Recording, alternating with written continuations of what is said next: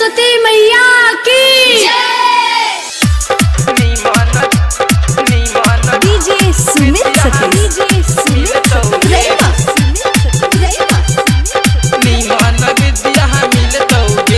Presented by PM recording studio Alamnagar Madhepura.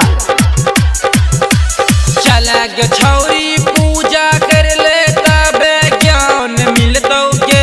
चला गे छौरी पूजा कर ले तबे ज्ञान मिलतौगे। मैया सरस्वती के पूजा कर ले निमन विद्या मिलतौगे। मैया सरस्वती के पूजा कर ले निमन विद्या मिलतौगे। बोलिए बीड़ा वाली मैया की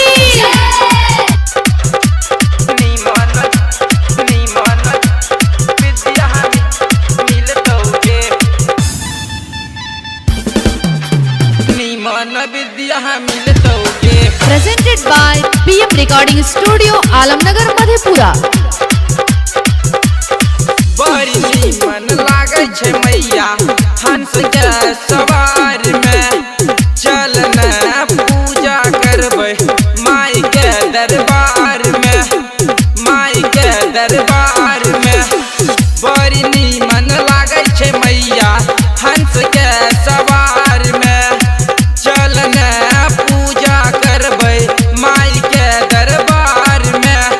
दीरी तोहू जलाई के छौरी माई के पूजा करी है गे।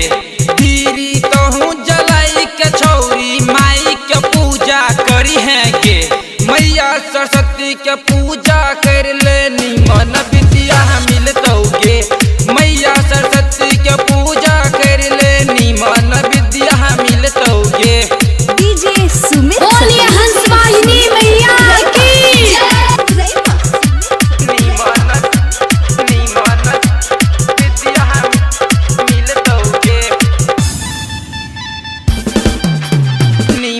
विद्या मिलतौगे। Presented by PM recording studio Alamnagar Madhepura.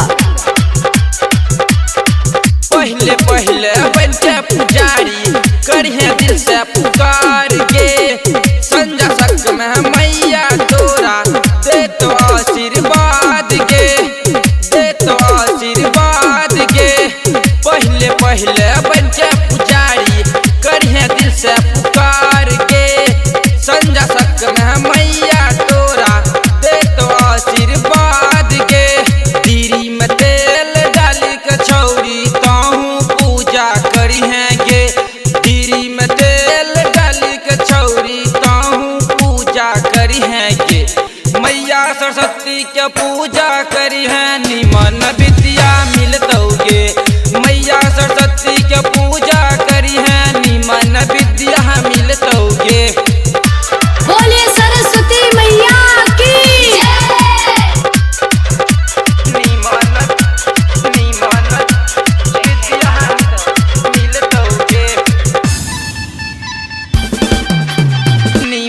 विद्या मिलतौगे। Presented by PM recording studio Alamnagar Madhepura. दीरी जेना जले झरनिया लागे छे झकास गे। झकमक करे मंदिरिया आइते दी हो हार के। आइते दी हो हार के। दीरी जेना जले झरनिया लागे छे झकास गे। झकमक करे मंदिरिया आइते दी हो हार के। बरजस के अपन पुजारी बनाइले तबे मंदिरिया खिलतौगे। गुलो गोल्डन के अपन पुजारी बनाइले तबे मंदिरिया खिलतौगे। मैया सरस्वती के पूजा कर ले निमन विद्या मिलतौगे। मैया सरस्वती के पूजा कर ले निमन विद्या मिलतौगे। बोलिए सरस्वती मैया की presented by PM recording studio Alamnagar Madhepura.